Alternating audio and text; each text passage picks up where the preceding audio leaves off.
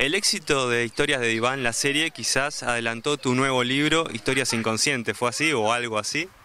De algún modo lo provocó el surgimiento de Historias Inconscientes, porque tal vez yo hubiera demorado un poquito más en sacar un libro de casos otra vez. Digo, había escrito los dos primeros, después me eché una novela, un ensayo, un libro musical, y hubiera tirado un poco más, pero cuando se decidió hacer Historias de Iván en televisión, no, me di cuenta pues me avisaron que necesitaba más historia de la que había en los libros. Y entonces yo tenía este libro programado con Planeta y le pregunté a los directivos de Planeta Argentina si me permitían adaptar los casos antes de publicarlos. Yo pensando me iban a decir que no y no sabía en qué situación iba a quedar, digamos, cómo me iba a arreglar, pero por suerte me dijeron sí, está todo bien. Está todo bien, me dijo, el libro es otra cosa, no importa que alguna historia haya aparecido por televisión, trabajá tranquilo. Así que, bueno, escribí mucho, es más, escribí más historias de las que están en el libro, y después elegí algunas, modifiqué otras y trabajé un poco sobre el tema ya de darle la forma literaria, ¿no? Historias de Iván, la serie, vos escribiste el guión, o sea, estuviste trabajando en el guión, y además quien te representa como psicoanalista es Marrale. ¿Cómo fue la elección de ese actor para que sea el psicólogo? Mirá, en realidad los actores los eligió Yusid, que era el director, o sea, él tenía que elegirlos, él tenía que estar feliz con el actor que le iba a tocar dirigir. Yo me permití, en la confianza que tenemos y en la amistad que generamos con Juan, proponer, mejor dicho, decirle que a mí me gustaría al menos tener derecho a veto, decir quiénes no quería yo que fueran. Entonces nos pusimos de acuerdo y él me dijo, mira, para mí son estos dos. Y yo dije, estoy de acuerdo. Cualquiera de los dos me parecían enormes actores. Íntimamente yo cruzaba los dedos para que fuera Jorge, te soy sincero. Porque me parece que la capacidad que tiene Marrale para actuar sin hacer nada, es decir, para estar en silencio y transmitir de todos modos, es muy fuerte. No cualquier actor puede transmitir algo simplemente con una mirada o con un gesto, o sostener una atención nada más que con una pregunta cada tanto, y Jorge es capaz de hacer eso. Entonces yo tenía todo el deseo de que ojalá fuera Jorge, y después terminó siendo Jorge, y cuando lo conocí como persona, cuando nos juntamos, cuando yo le decía, ¿vos cómo te lo imaginás? O él me preguntaba y charlábamos, y yo por ahí le daba un ejemplo, me decía, ¿ves eso? Me gusta, eso. Me dijo, eso que acabas de decir, ponémelo en alguna parte, yo quiero que el analista lo diga. Bueno, empezamos como a interactuar mucho más todavía, pues es un ser extraordinario. Y nuevamente nosotros nos encontramos con un café de por medio, ¿no? Que es algo que a vos te gusta y yo también disfruto de tomar un café en la tarde montevideana. Pero quiero meterme un poquito más en la parte, las tantas facetas que tenés, como músico, compositor, comunicador, psicoanalista, y a veces me pregunto cómo hace con los tiempos, porque trabajaste en televisión, el tiempo de televisión es muy corto, y el del psicoanalista, sin embargo, es distinto, es muy distinto. ¿Cómo haces para amalgamar eso? Mirá, actualmente estoy tratando de algunas cosas no hacerlas. Por ejemplo, lo que vos decís es totalmente así. Uno de los tiempos más difíciles de manejar son los tiempos de la televisión. Pero no solo en la artística, sino en lo que es el funcionamiento cotidiano de un trabajo. La televisión, al menos en Argentina, creo yo que peca de una cuestión de creerse en un lugar casi endiosado, ¿no? Es decir, vos decís, mira, yo los martes, miércoles y jueves atiendo, puedo grabar lunes y viernes. Bueno, listo, acordamos, vamos a grabar los lunes a las 5 de la tarde. Entonces te llaman el lunes a las 4 y te dicen, no, se pasó para mañana a las 6. Y yo, mañana atiendo. No, mañana a las 6 tenemos estudio. Y no te consultan y no les importa si vos podés. Y conmigo se llevaba muy mal la tele por eso. Pues yo decía, yo avisé que tengo pacientes, yo no voy a suspender los pacientes por esto.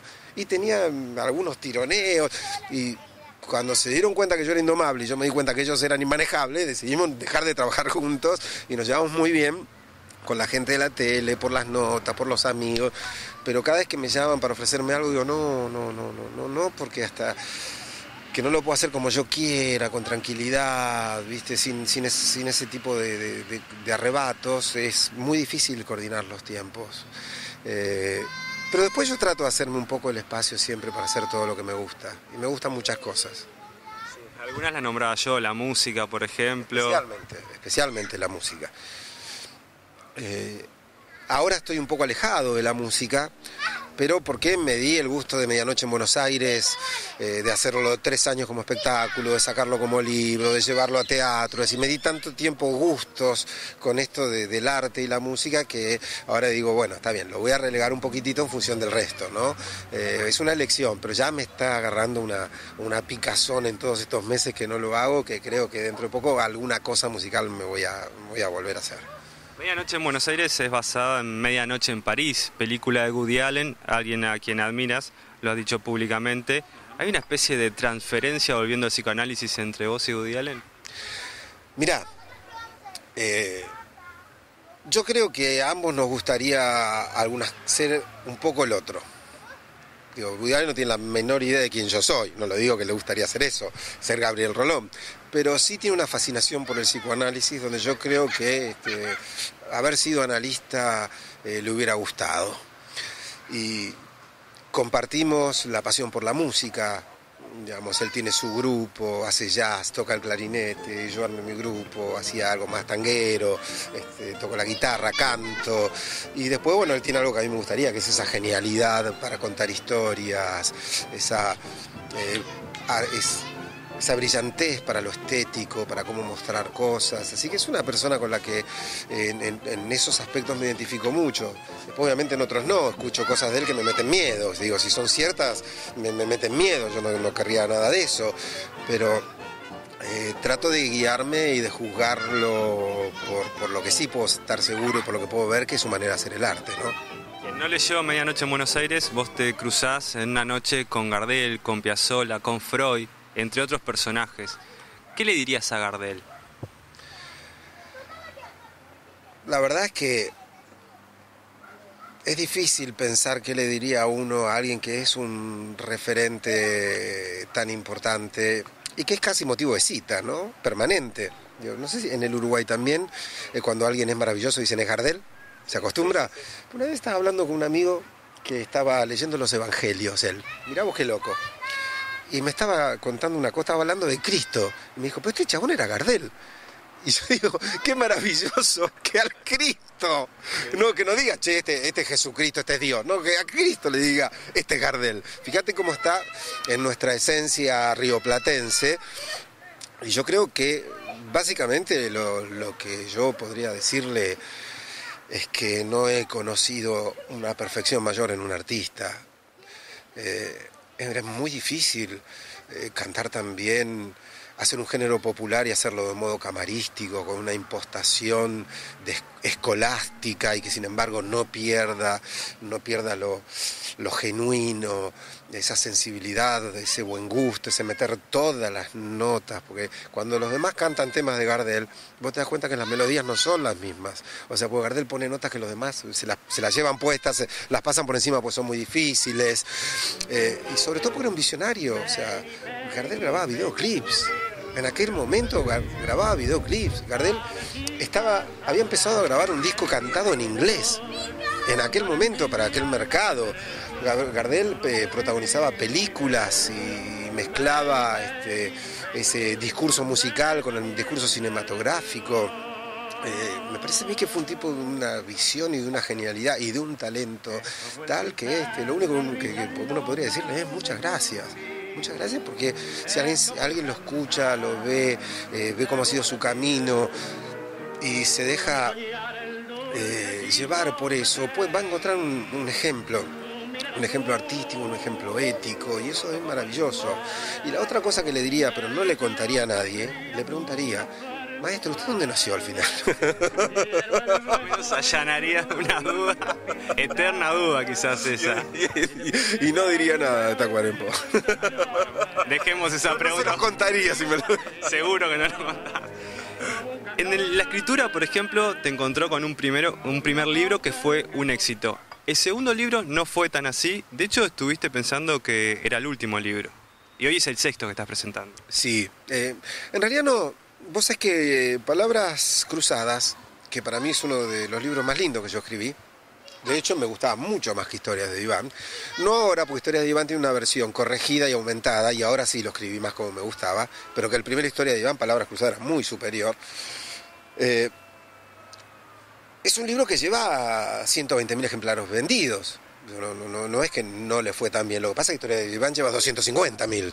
Sí, pero o sea, yo te aseguro que cualquier autor de la Argentina, digo, yo mismo, quiero decir, a mí me firmás que Historias Inconscientes vende 120.000 ejemplares y yo te digo, si vos me lo afirmás, yo firmo. ¿Dónde? Porque es un número increíble. Decirle ha ido muy bien, pero quedó, creo yo que ante la gente quedó un poco como el hijo del medio, ¿sí?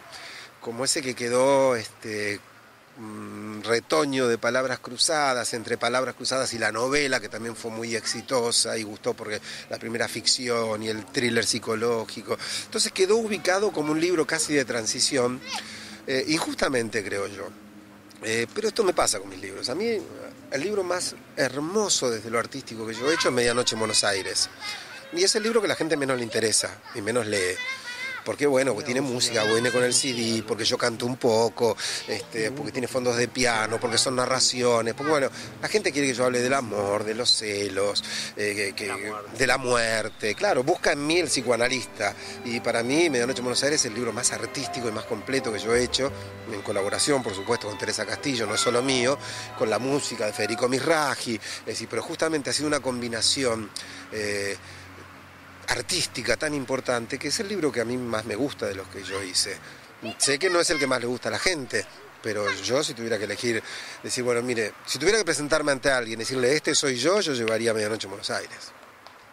Gabriel, algo que en tus libros, bueno, también como psicoanalista, ¿no? El hecho de manejar la realidad y la realidad psíquica. Hay historias muy fuertes en Historias Inconscientes, valga la redundancia. De hecho, una persona que te llama y te dice que se quiere matar. ¿Cómo hace el psicoanalista para no involucrarse? El segundo caso de Ayelén también. ¿Cómo no involucrarse en casos tan fuertes? A veces no es sencillo y a veces ni siquiera es posible. Yo no creo que el psicoanalista no tenga que involucrarse en algunos casos y en algunos momentos. ¿Qué quiero decir con esto? A veces la realidad de un paciente nos obliga a romper la ortodoxia. Y puede llevarte a que seas vos el que vaya a la casa del paciente a verlo. Y no que diga, bueno, si no quiere venir hasta el consultorio. No, a veces, ¿sabes qué? A veces tengo que ir yo. A veces es un acto analítico estar en el casamiento de un paciente. ¿Sí? Y vos decís, no, yo no voy a los casamientos de mis pacientes, pero a veces en uno, yo creo que para este paciente es importante que yo vaya. Es decir, tenés que pensar todo lo que te pasa y estar muy conectado emocionalmente con el paciente. Lo que tenés que evitar es que esas emociones no contaminen tu pensamiento, tus intervenciones, pero eso no quiere decir no involucrarse. Yo justamente en este libro digo que el que no esté dispuesto a involucrarse fuertemente con las emociones de los pacientes no tiene derecho a ser psicoanalista. Después tiene que manejarlas, pero tiene que saber, tiene que poder sentir lo que ese paciente siente. Quiero decir, esa es la conexión de inconsciente a inconsciente. Eso es lo que arma el inconsciente que importa, que no es un espacio que tiene el paciente en su cabeza. No, es lo que se arma, es un espacio que se arma entre el paciente y el analista. Y para esa conexión de inconsciente a inconsciente, para que el análisis funcione, implica que yo pueda ser capaz de sentir lo que sintió ese paciente cuando lo dejaron solo, cuando lo abusaron, cuando lo maltrataron, cuando estuvo encerrado en un orfanato durante noches oscuras. Yo tengo que poder sentir eso para entender al paciente. Es decir, que yo te diría que por el contrario, hay que involucrarse y mucho. Lo que no hay que permitir es que eso te lleve puesto, porque si no, transita por un consultorio tanto dolor que terminaríamos destrozados. Un tema que me llamó mucho la atención es la contratransferencia. Me gustaría que expliques la contratransferencia y también que me cuentes si te pasó en algún momento a ti una contratransferencia. Los lacanianos nos oponemos un poco al término de contratransferencia, ¿no? Contratransferencia alude a las emociones o los sentimientos que se generan en el analista con respecto al paciente, es decir, los del analista. ¿Y cómo actúa esto? Si un paciente te cae antipático, una paciente te parece demasiado hermosa, no sé, un paciente te da ganas de protegerlo porque lo ves como un nene desvalido. Así, ¿qué te pasa a vos? ¿Qué te recuerda a tu madre? Por ejemplo, ¿te recuerda a tu madre? O sea, como me pasó a mí, de qué memoria que tenés. En Historias de Iván yo cuento un poco ese caso, digamos, como transferencialmente, digamos, me despertaba cosas que no me dejaban escuchar, porque justamente estaba contaminado por demasiadas cosas de lo que me producía la paciente. Es algo a evitar. Hay que estar más lúcido, hay que estar más, como te digo, impregnado de la emoción del paciente, pero no de la propia, aunque sí registrarla. Pero nosotros preferimos no hablar de contratransferencia, sino decir que es la parte de la transferencia que le toca al analista, ¿sí? Que no son dos cosas distintas, la transferencia y la contratransferencia, sino que la transferencia tiene dos aspectos que involucran al paciente y al analista y al inconsciente en común. Entonces, yo lo pienso desde ahí y creo que es inevitable, como te decía, que aparezcan emociones, pensamientos y cosas que todos los pacientes nos generan algo. Digo, si no, es jugar con la ilusión que nadie puede creer, digo, acerca de que los analistas no somos humanos. Es decir, no, a mí los pacientes no me generan nada. Es decir, viene un tipo que se quiere matar y no me pasa nada. Viene una chica de 23 años que me dice que se va a morir de cáncer y no me pasa nada. Viene un hombre y me dice que le dio el HIV positivo y no me pasa nada. Bueno, flaco, dedicate a otra cosa. No podés ser psicoanalista, no podés trabajar con la emoción de la gente si no te pasa nada con ninguna de esas cosas. Lo que sí, como te digo, hay que manejarlo porque cuando esa parte de la transferencia del analista, o por usar tu término, cuando lo contratransferencial se impone, allí el analista deja de escuchar, y un analista que no escucha es lo peor que te puede pasar. Gabriel, hablábamos anteriormente que uno de los dos temas, o dos de los temas más tratados con ustedes es el amor y la muerte. En un libro, el hilo conductor es si existe el amor para toda la vida. En Encuentros, el lado B del amor. ¿Existe el amor para toda la vida? Existe, a veces. Lo cual no quiere decir que todo amor te garantice que eso sea posible. Digo, en algunos casos ha sido posible y me parece que es algo maravilloso. Pero no hay que exigírselo al amor. Uno no puede ir a amar a alguien pidiendo garantías porque, parafraseo a tu compatriota Wimpy, pedir garantías de que un amor se cumpla es confundir el amor con un pagaré. Y el amor no es un pagaré. Y lo más importante es saber que hoy estás con la persona que elegís aquí y ahora, y que la persona que está con vos está porque vos sos el elegido aquí y ahora. Digamos, si eso se da, para mí ese es el momento eterno del amor, aunque no dure toda la vida. Gabriel, antes de despedirme te voy a hacer una pregunta que no te la voy a hacer, porque ya sabes lo que te voy a preguntar. ¿Lo terminaste? Todavía no, pero te prometo que vas a ser el primero en enterarte y en escucharlo. Pero le vamos a contar a los televidentes, es un requiem que en algún momento empezaste para tu papá y que en algún momento lo vas a terminar también. Sí, es una misa de requiem. Avancé un movimiento, no es mucho, avancé 3 minutos, pero con todo lo que hago me cuesta mucho y me daré cargo también de que me cuesta mucho abordar un tema que me remite todo el tiempo a la muerte de mi padre, ¿no? Pero voy a intentar hacerlo, no me gustaría irme de esta vida sin haberlo terminado. Muchas gracias y que sigan los éxitos, Gabriel. Bueno, gracias a vos, sabes que te tengo un gran cariño y tengo una enorme gratitud porque me presentaste el libro con mucha generosidad, porque siempre estás bien dispuesta, así que acá estaremos cada vez que vos quieras. Igualmente de mi parte, muchas gracias. A vos.